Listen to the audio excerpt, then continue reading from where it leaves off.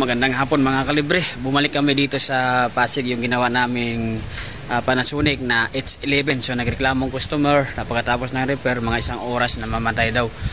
So pinuntahan natin dito. Hindi naman problema yung nagawa natin, kasi yung ginawa natin no power siya, H11 ito, gumagana siya ng isang oras tapos na mamatay. Nung restart ko, pina-off sa breaker mga 15 minutes, tapos pina-on, so tuloy-tuloy na siya hanggang ngayon, mga 24 hours tuloy-tuloy na yung andar. So nandito kami ngayon, tapos chinik namin kasi gusto talaga babalikan ng customer. So nandito kami, chinik namin. Pag kulang kasi refrigerant yung aircon ng Panasonic, so namamatay siya.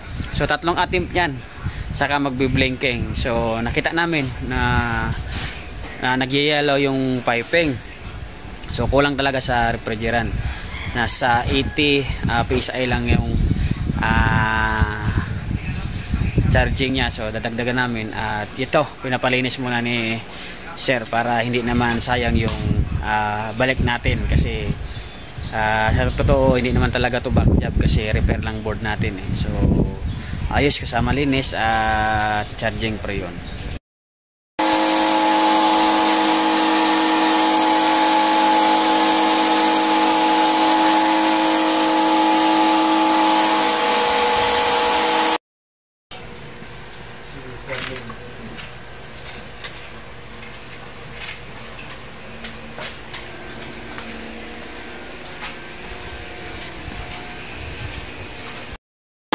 Kasi naglilinis tayo ng window type. So old model na window type, nasa Pasig kami.